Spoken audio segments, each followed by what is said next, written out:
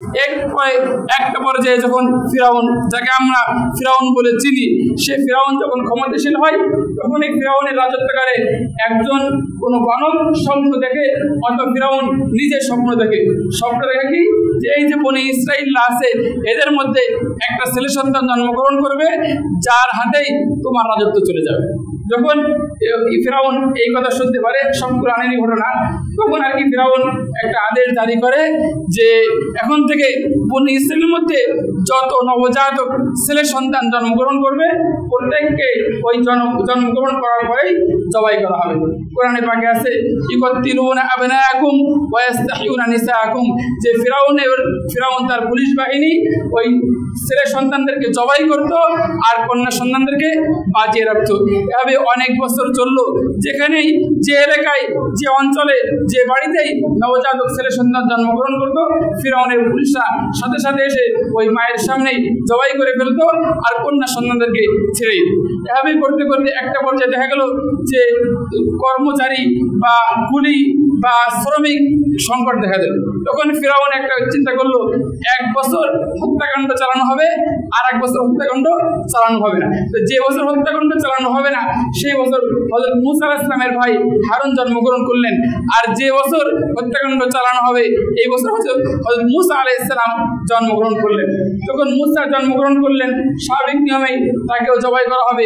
মূসা আলাইহিস সালামের মা ভয় পেলেন, তখন আল্লাহ পাক রব্বুল আলামিন বললেন ওয়াহাইনা ইলা উম্মি মূসা আন আরদিহি ফাইযা খিফতি আলাইহি ফাআলকিহি ফিল ইয়াম্মি ওয়ালা তাখাফি ওয়ালা তাহজানি ইন্না রাদুহু ইলাইকি ওয়া জাইলুহু মিনাল মুরসালিন।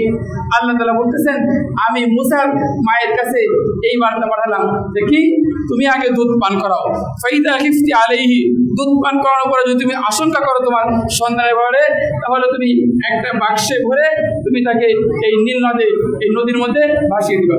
তখন কাঠের একটা বাক্সে মূসা আলাইহিস সালামকে ভরে এটা নদীতে ভাসিয়ে দিলেন। আর এই ভাসতে ভাসতে এই যে বাক্সটা কোরআনেরই ঘটনা সূরা কসসে আছে, ভাসতে ভাসতে এই বাক্সটা যে উঠলো ওই ফিরাউনের যেখানে রাজত্ব, ফিরাউনের যেখানে ঘাট ওইখানে, তখন ফিরাউনের বাহিনী সেই বাক্সটা নিল। তখন আল্লাহ পাক রব্বুল আলামিন বলেন ফাআলকাইতু আলাইকা মাহাব্বাতাম মিন্নি, আমি এই যে নবজাতক মূসা এর মুখের উপরে আমি ভালোবাসা ঢেলে দিলাম। যখন মূসার এই ফিরাউনের স্ত্রী অর্থাৎ যে ফিরাউনের স্ত্রী যখন এই বাচ্চাটাকে দেখলো তখন বলল যে লা তাকতুলু, এই ফিরাউন তুমি অনেক বাচ্চাকে হত্যা করেছো, কমপক্ষে এই বাচ্চাকে আর হত্যা করো না, আসা এই ইয়ানফানা আও নাত্তাখিযু ওয়ালাদা, হয়তো সে আমাদের কোনো উপকারে আসবে অথবা আমরা তাকে ছেলে হিসেবে গ্রহণ করব। এখন আপনার যে সেই কাজী নজরুলের কবিতা আছে না যে রাজ্য চালাচ্ছে রাজাতে আর রাজাকে চালাচ্ছে নারী, এখন ম্যাডামের নির্দেশ, এখন তো আসলে আর অন্য কোনো কথা চলবে না। এর জন্য ম্যাডাম বলেছে হত্যা করা যাবে না, হয়তো আগে হাজার হাজার নবজাতক ছেলে সন্তানকে হত্যা করেছে, এটাকে আর তিনি হত্যা করতে পারলেন না। এরপরে একটা পর্যায়ে মূসা আলাইহিস সালাম ওই রাজসভাতেই বসবাস করতেন। এখানে একটা মেসেজ দেখেন যে আল্লাহ পাক রব্বুল আলামিন কত বড় ক্ষমতার অধিকারী।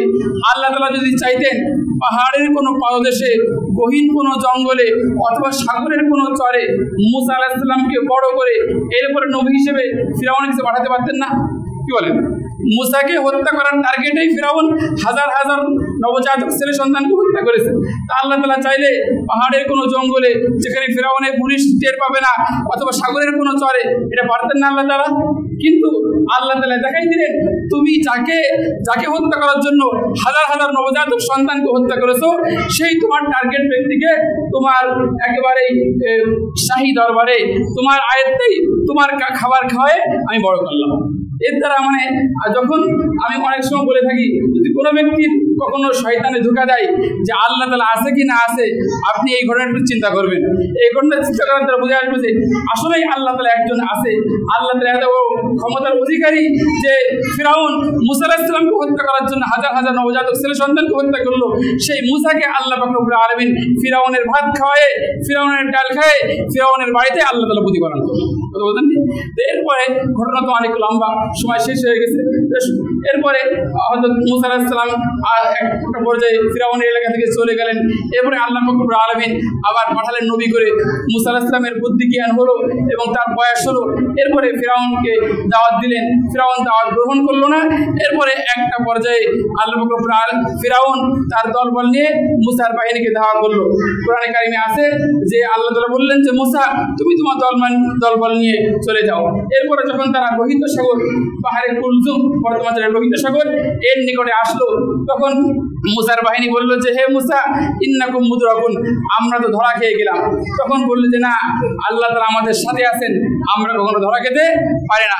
এরপরে আল্লাহ পাক রব্বুল আলামিন ওই লোহিত সাগরের মধ্যে দিয়ে রাস্তা বানিয়ে দিলেন এবং মুসা আলাইহিস সালাম এবং তার বাহিনী সদল বলে তারা পার হয়ে গেল।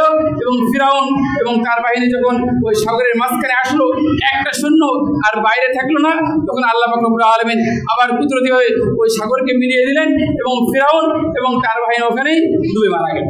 এই জন্যই হাদিসে আসছে, ইহুদিরা বললো যে এই দিন যেহেতু বনি ইসরাইলকে আল্লাহ তাআলা ফিরাউন এবং তার বাহিনীর হাত থেকে রক্ষা করেন, এজন্য আমরা শুকরিয়া স্বরূপ রোজা রাখি। তখন আল্লাহ রাসূল বললেন আনা আহাক্কু বিমূসা মিনকুম, আমি তোমাদের চেয়ে মুসাকে অনুসরণ করে বেশি হকদার। আল্লাহ পাক রব্বুল আলামিন আজকে যে ঘটনা বললাম এবং মুহররমের যে ফজিলত এবং ইতিহাস বললাম, এই ফজিলত আদায় করা এবং ইতিহাস থেকে শিক্ষা নেওয়ার তৌফিক দান করুন। আমিন। ওয়া আখিরু দাওয়ানা আলহামদুলিল্লাহি রাব্বিল আলামিন।